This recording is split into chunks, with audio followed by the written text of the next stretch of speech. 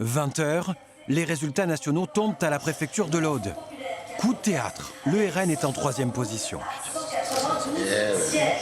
La déception du député sortant, Christophe Barthès, tranche, avec le ouf de soulagement de toute la gauche. À Montpellier, les supporters de Jean-Louis Roumégas n'en croient pas leurs yeux. La fille du candidat de la gauche dans la première circonscription de l'Hérault peine à contenir son émotion. Autant le climat est anxiogène, mais autant sur le terrain, il y avait beaucoup d'espoir aussi et de dynamique. Et voilà, même si c'était une campagne tendue,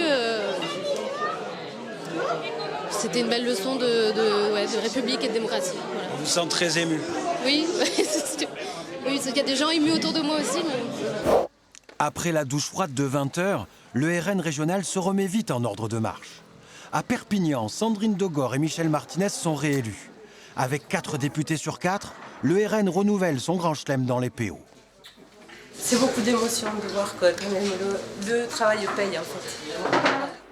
Au pays du rugby, le grand chelem est décidément une spécialité du RN.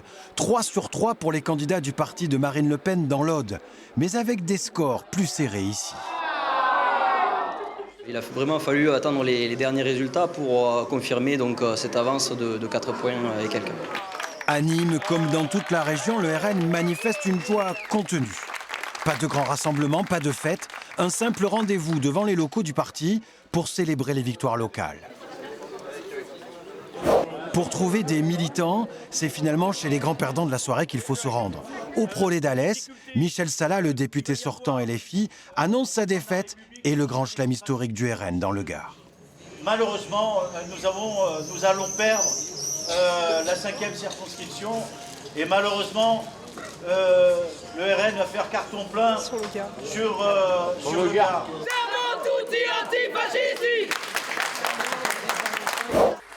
Retour à Montpellier, au QG du candidat écologiste Jean-Louis Roumégas. Vers 22h, il prend la parole devant ses militants. Je crois que raisonnablement, votre serviteur est élu député ce soir.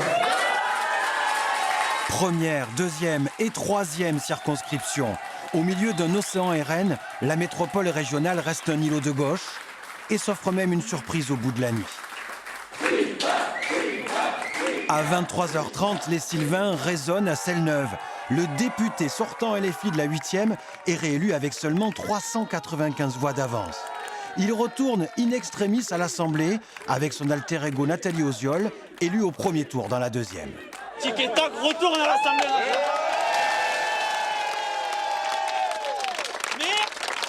Mais il y a quelque chose qui change quand même. Parce que Tic et Tac était dans l'opposition. Maintenant, Tic et Tac sont à la majorité de ce pays. Montpellier, mais aussi la Lozère, la région compte 5 députés de gauche. Les 18 autres sont tous du Rassemblement national.